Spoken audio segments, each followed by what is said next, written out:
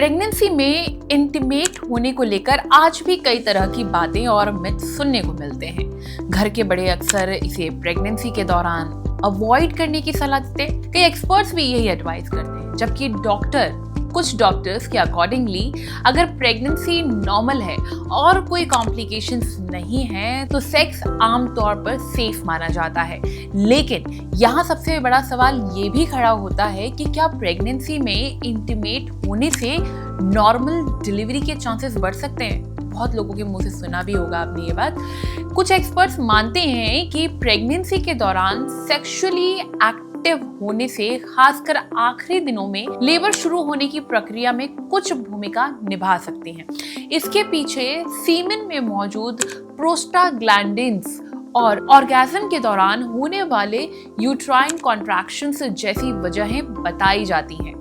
लेकिन क्या इसका मतलब ये है कि इंटीमेट होने से नॉर्मल डिलीवरी के चांसेस बढ़ जाते हैं? क्या इस बात की कोई गारंटी मिल सकती है? आई एम श्योर वहाँ बैठी हुई बहुत सारी महिलाएं ये जानना चाहती होंगी कि क्या हर प्रेग्नेंट महिला के लिए प्रेगनेंसी में सेक्स करना सेफ माना जाता है। इन सारे सवालों के जवाब जानने के लिए thehealthsite.com ने बात करी गायनेकोलॉजिस्ट से और जाना कि वाकई इस बात में सच्चाई है, क्योंकि शहरी महिलाओं की लाइफस्टाइल और डिलीवरी पैटर्न का भी उदाहरण दिया जाता है। तो आखिर इस बात में कितनी सच्चाई है? आज मैं आपको ये बता रही हूँ कि गर्भावस्था के दौरान इंटरकोर्स करने से नॉर्मल डिलीवरी की संभावना आमतौर पर कम नहीं होती।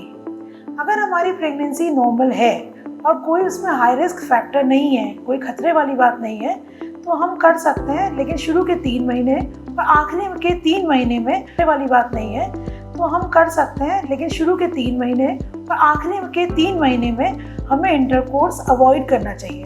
कारण ये है, शुरू के 3 महीने में कई बार मिसकैरेज होने का खतरा रहता है, अबॉर्शन होने के चांसेस होते हैं, और आखिरी के 3 महीने में कई बार समय से पहले बच्चा होने के चांसेस रहते हैं। लेकिन कुछ स्थितियां ऐसी हैं जिसमें हमें इंटरकोर्स या साथ नहीं रहना चाहिए।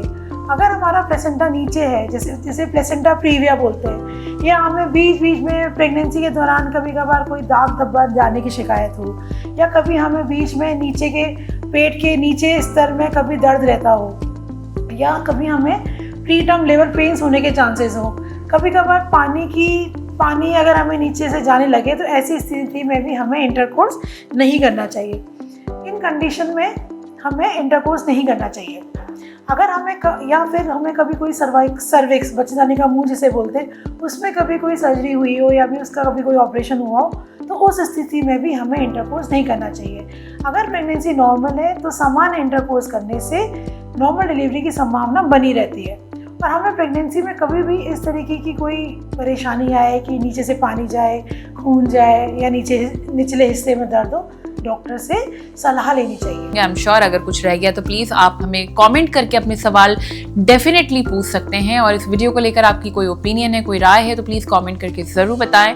और हेल्थ से जुड़ी इस तरह की और भी वीडियोज़ के लिए लाइक एंड सब्सक्राइब करें thehealthsite.com।